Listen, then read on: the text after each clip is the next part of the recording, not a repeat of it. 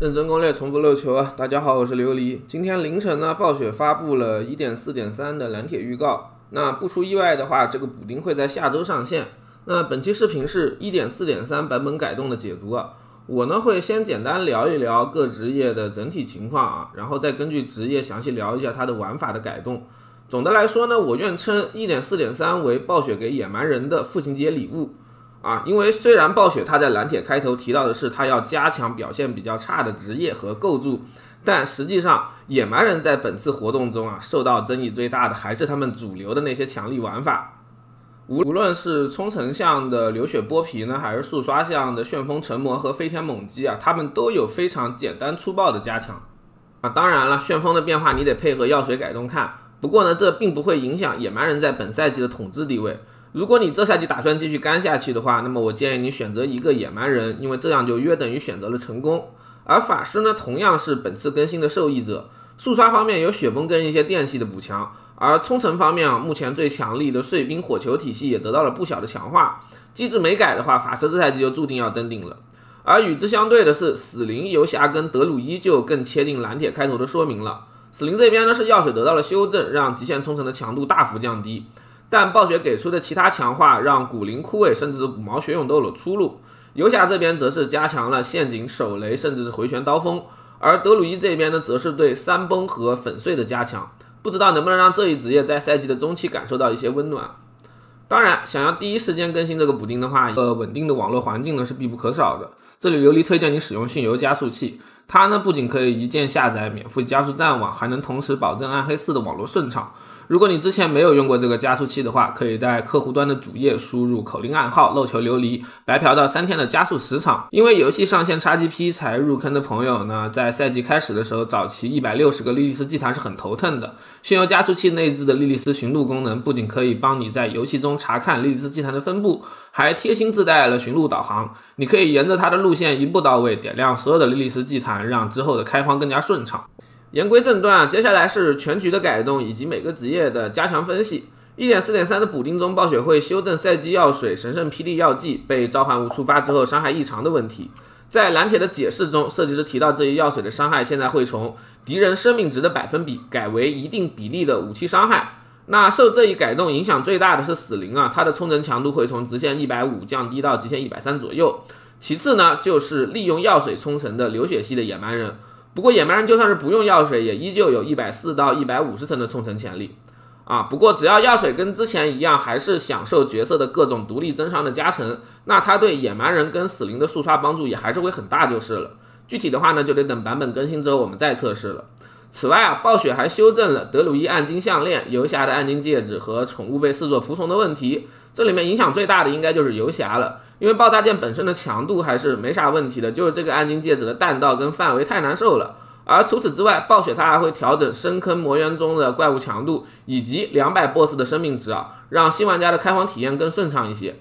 全局的平衡改动主要分为3个方面，第一个呢是稍微加强一下药水，让他们的回复可以勉强匹配玩家日益增长的生命上限。第二个方面就是巅峰的改动了，因为本赛季装备上全属性词缀的移除，现在我们想要满足后续巅峰盘的稀有节点要求会很困难，所以呢，暴雪降低了稀有节点的触发需求，让我们可以多享受1到2个巅峰盘的稀有节点加成了。而第3个改动就是稀有暗金的强化了，其中末日跟泰瑞尔的强化比较鸡肋尤其是泰瑞尔的神圣弹幕，这个玩意伤害就算是加强10倍也是不过分的。而星空戒指的加强对可以带它的玩法来说就属于比较大的提升了。输出的提升姑且不论多一层叠层的减耗收益实际上是 16%， 对于旋风蛮、枯萎死灵跟法师来说这都是很大的争议。而安头的改动则是对特定玩法的加强，目前版本这一稀有暗金具备实战价值的玩法分别是安头3刀游侠以及安头枯萎死灵2个。安头的强化呢，对这2个玩法的提升都不小，尤其是对于打法偏远程的枯萎死灵来说，现在可以更安全的在远处丢枯萎的小球，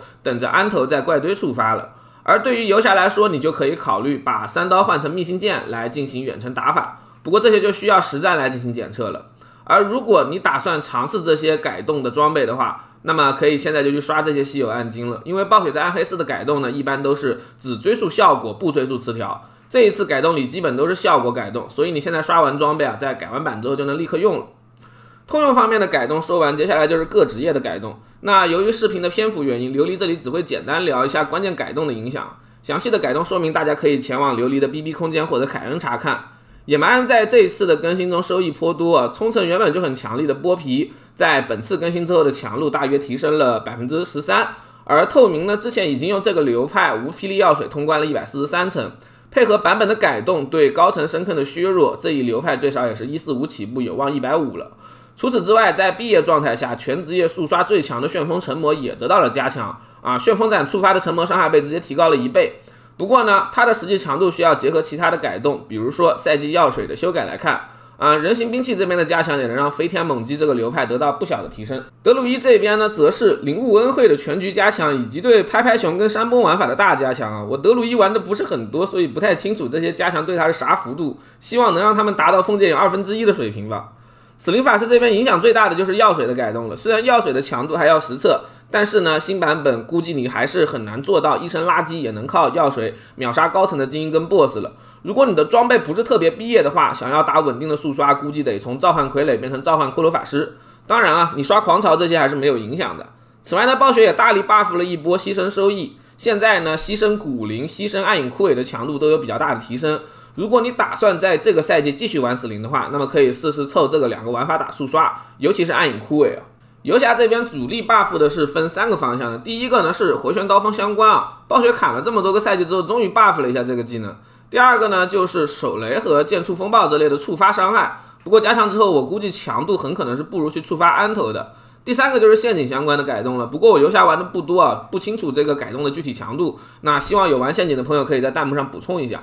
最后就是法师的加强了，那我个人比较看好的是雪崩相关的改动，不知道它能不能让冰封球杀亡的速度快一点。当然啊，法师在当前版本的主流冲层玩法无限火盾碎冰火球呢，也在这个版本得到了2个被动的加强，如果机制没改的话，说不定这赛季是可以过155层的。不过这里还是不太推荐时间和精力不多的人去尝试这些玩法就是了啊，其他的改动都有点弃牌数的碎片的感觉，希望在之后的版本里呢，我们可以发掘出它们的作用吧。那么以上就是本期视频的全部内容了，我是琉璃啊，让我们下期视频再见吧。